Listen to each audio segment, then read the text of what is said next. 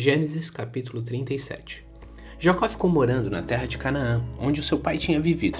Esta é a história da família de Jacó.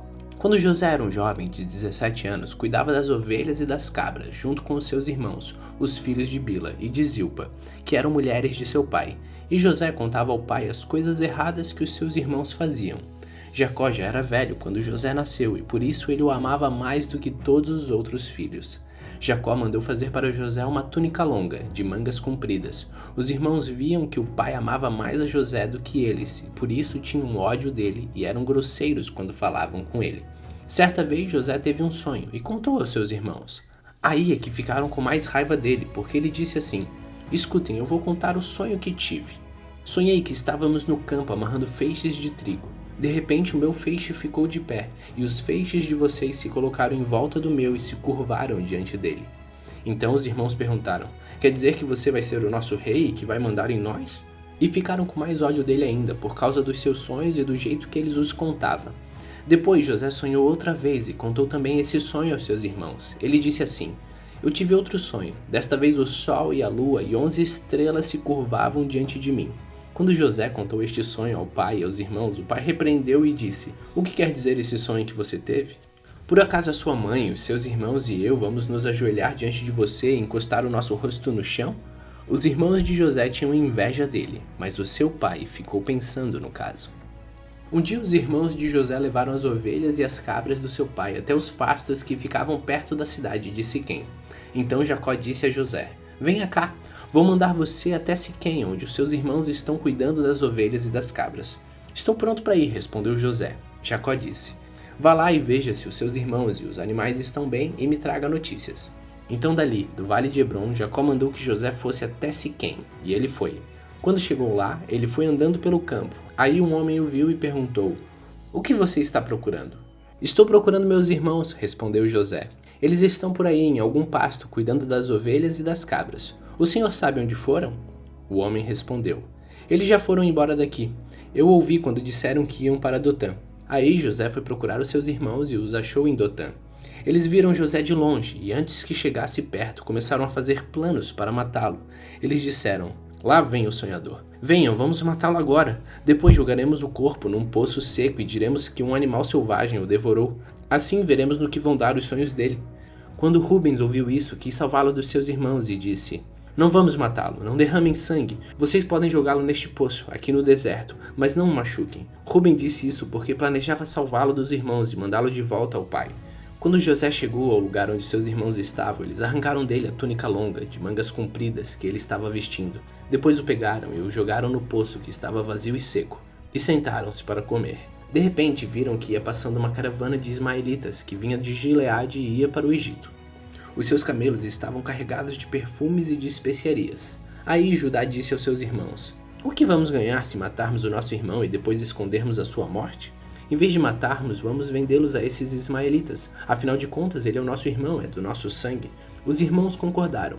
Quando alguns negociantes midianitas passaram por ali, os irmãos de José o tiraram do poço e o venderam aos ismaelitas por 20 barras de prata. E os ismaelitas levaram José para o Egito. Quando Rubem voltou ao poço, viu que José não estava lá dentro. Rasgou as suas roupas em sinal de tristeza. Ele voltou para o lugar onde seus irmãos estavam e disse: "O rapaz não está mais lá. E agora, o que eu vou fazer?" Então os irmãos mataram um cabrito com sangue e mancharam a túnica de José. Depois levaram a túnica ao pai e disseram: "Achamos isso aí. Será que é a túnica do seu filho?"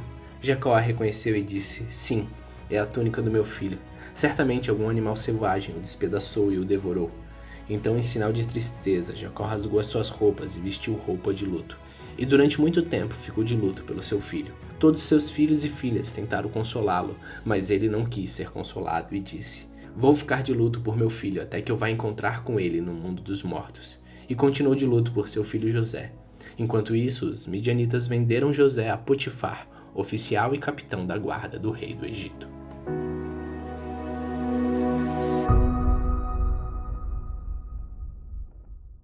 Gênesis capítulo 38. Por esse tempo, Judá se separou dos seus irmãos e foi morar na casa de um homem chamado Ira, que era da cidade de Adulã. Ali Judá ficou conhecendo a filha de um cananeu chamado Sua. Judá casou com ela e ela lhe deu um filho a quem ele chamou de Er. Ela ficou grávida outra vez e teve outro filho, a quem ele deu o nome de Onã. Depois ela teve mais um filho, a quem ela pôs o nome de Selá. Judá estava em Quezibe quando esse menino nasceu. Judá casou seu filho mais velho, com uma mulher chamada Tamar. O Senhor Deus não gostava da vida perversa que levava e por isso o matou. Então Judá disse a Onã: vai e tenha relações com a viúva do seu irmão. Assim você cumprirá o seu dever de cunhado, para que o seu irmão tenha descendentes por meio de você. Ora, Onã sabia que o filho que nascesse não seria considerado como seu. Por isso, cada vez que tinha relações com a viúva do seu irmão, ele deixava com que o esperma caísse no chão, para que o seu irmão não tivesse descendentes por meio dele. O Senhor ficou desgostoso com o que Onã estava fazendo e o matou também. Então Judá disse a Tamar, a sua nora: volte para a casa do seu pai e continue viúva até que o meu filho Selá fique adulto. Ele disse isso porque tinha medo que Selá fosse morto, como havia acontecido com seus irmãos. Assim Tamar foi morar na casa do pai dela. Passando algum tempo, a mulher de Judá morreu. Quando acabou o luto, Judá foi até Timnate, onde estavam cortando a lã das suas ovelhas, e o seu amigo Ira de Adulã foi com ele. Alguém contou a Tamar que o seu sogro ia a Timnate, a fim de cortar a lã das suas ovelhas. Então ela trocou de roupa, deixando de lado as suas roupas de viúva, cobriu o rosto com um véu e se disfarçou. Em seguida foi e se sentou perto da entrada da cidade de Enaim, que fica no caminho para Timnate. Ela fez isso porque sabia muito bem que Selá já era um homem feito, mas Judá não havia mandado que ele casasse com ela. Quando Judá a viu, pensou que era uma prostituta, pois ela estava com o rosto coberto. Ele foi falar com ela na beira do caminho sem saber que ela era sua nora. Ele disse: você quer ir para a cama comigo? Ela perguntou: quanto é que você me paga? Ele respondeu: eu lhe mando um cabrito do meu rebanho. Está bem, disse ela, mas deixe alguma coisa comigo, como garantia de que você vai mandar o cabrito. Judá perguntou: o que você quer que eu deixe? Ela respondeu: o seu sinete com o cordão e também o bastão que você tem na mão. Então Judá entregou os objetos, ele teve relações com ela e ela ficou grávida. Tamar voltou para casa, tirou o véu e vestiu as suas roupas de viúva. Mais tarde, Judá mandou seu amigo Ira levar o cabrito e trazer de volta os objetos que havia deixado com ela, mas Ira não a encontrou. Ele perguntou aos homens de Enaim se sabiam onde estava a prostituta que costumava ficar na beira da estrada. Aqui não esteve nenhuma prostituta, foi a resposta deles.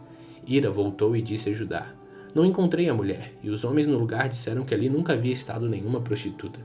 Então Judá disse: pois ela que fica com as minhas coisas, assim ninguém vai zombar de nós. Eu mandei um cabrito, mas você não encontrou a mulher. Passados uns 3 meses, foram dizer a Judá: a sua nora agiu como prostituta e agora está grávida. Aí Judá disse: tragam essa mulher para fora, a fim de ser queimada. Quando a estavam tirando da sua casa, ela mandou dizer ao seu sogro: quem me engravidou foi o dono dessas coisas. Examine e veja de quem são o sinete com o cordão e o bastão. Judá reconheceu as coisas e disse: ela tem mais razão do que eu, pois prometi casá-la com meu filho Selá, mas não cumpri a promessa. E nunca mais teve relações com ela.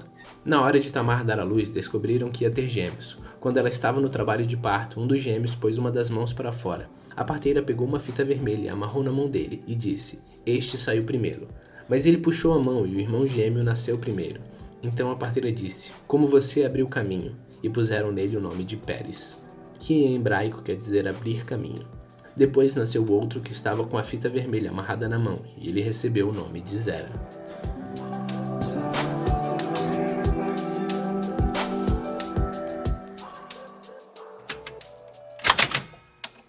Salmos capítulo 19.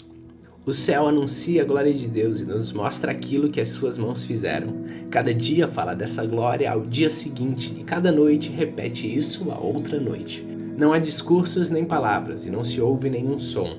No entanto, a voz do céu se espalha pelo mundo inteiro, e as suas palavras alcançam toda a terra.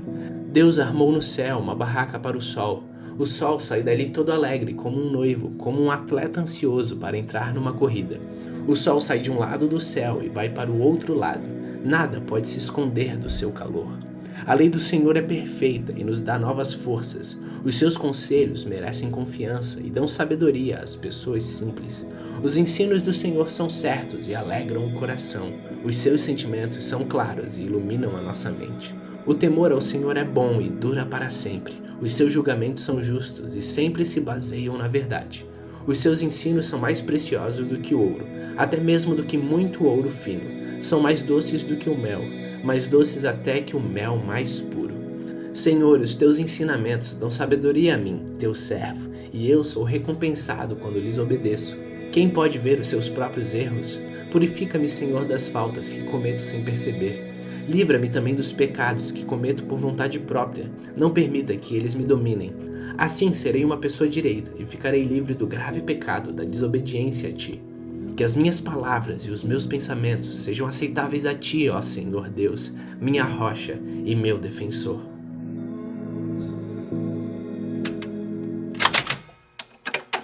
Gênesis capítulo 27.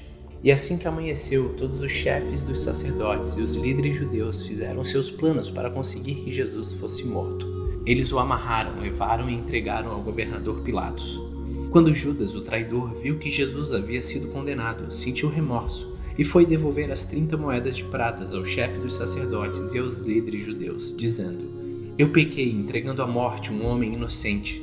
Eles responderam: E o que é que nós temos com isso? O problema é seu. Então Judas jogou o dinheiro para dentro do templo e saiu. Depois ele foi e se enforcou. Os chefes dos sacerdotes pegaram o dinheiro e disseram: Isto é dinheiro sujo de sangue, e é contra a nossa lei pôr esse dinheiro na caixa das ofertas do templo. Depois de conversarem sobre o assunto, resolveram usar o dinheiro para comprar o campo do oleiro, a fim de que servisse como cemitério para os não-judeus. Por isso aquele campo é chamado até hoje de Campo de Sangue. Assim aconteceu o que o profeta Jeremias tinha dito. Eles pegaram as 30 moedas de prata, o preço que o povo de Israel tinha concordado em pagar por ele, e as usaram para comprar o campo do oleiro, como o Senhor me havia mandado fazer. Jesus estava em pé diante do governador e este o interrogou dizendo: Você é o rei dos judeus? Jesus respondeu: Quem está dizendo isso é o Senhor. Mas quando foi acusado pelo chefe dos sacerdotes e pelos líderes judeus, Jesus não respondeu nada. Então Pilatos disse: Você não está ouvindo as acusações que estão fazendo contra você? Porém Jesus não disse nada, e o governador ficou muito admirado com isso.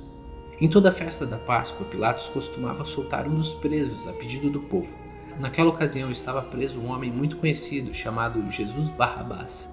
Então, quando a multidão se reuniu, Pilatos perguntou: Quem é que vocês querem que eu solte? Jesus Barrabás ou este Jesus que é chamado de Messias? Pilatos sabia muito bem que os líderes judeus haviam entregado Jesus porque tinham inveja dele. Enquanto Pilatos estava sentado no tribunal, a sua esposa lhe mandou o seguinte recado: Não tenha nada a ver com este homem inocente, porque esta noite, num sonho, eu sofri muito por causa dele. Os chefes dos sacerdotes e os líderes judeus convenceram a multidão a pedir ao governador Pilatos que soltasse Barrabás e condenasse Jesus à morte. Então o governador perguntou: Qual dos dois vocês querem que eu solte? Barrabás, responderam eles. Pilatos perguntou: O que farei então com Jesus, que é chamado de Messias? Crucifica, responderam todos. Ele perguntou: Que crime ele cometeu? E aí começaram a gritar mais alto: Crucifica, crucifica. Então Pilatos viu que não conseguia nada e que o povo estava começando a se revoltar. Aí mandou trazer água, lavou as mãos diante da multidão e disse: Eu não sou o responsável pela morte deste homem. Isto é com vocês. E toda a multidão respondeu: Que o castigo por esta morte caia sobre nós e sobre nossos filhos. Então Pilatos soltou Barrabás, como eles haviam pedido, e depois mandou chicotear Jesus e o entregou para ser crucificado. Depois os soldados de Pilatos levaram Jesus para o palácio do governador e reuniram toda a tropa em volta dele. Tiraram a roupa de Jesus e o vestiram com uma capa vermelha. Fizeram uma coroa de ramos cheio de espinhos e a puseram na sua cabeça e colocaram um bastão na sua mão direita. Aí começaram a se ajoelhar diante dele e caçoar, dizendo: Viva o rei dos judeus! Cuspiam nele, pegavam um bastão e o batiam na sua cabeça. Depois de terem caçoado dele, tiraram a capa vermelha e o vestiram com as suas próprias roupas. Em seguida o levaram para o crucificarem.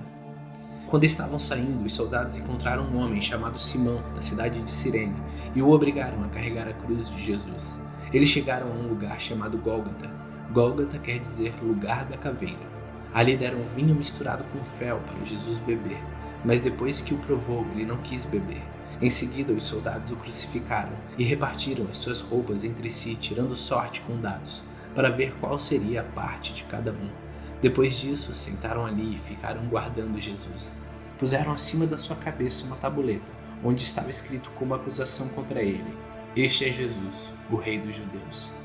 Com Jesus crucificaram também 2 ladrões, um à sua direita e outro à sua esquerda. Os que passavam por ele caçoavam dele, balançavam a cabeça e o insultavam, dizendo: Ei, você que disse que era capaz de destruir o templo e tornar a construí-lo em 3 dias.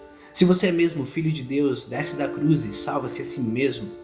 O chefe dos sacerdotes, os mestres da lei, os líderes judeus também caçoavam dele, dizendo: Ele salvou os outros, mas não pode salvar a si mesmo.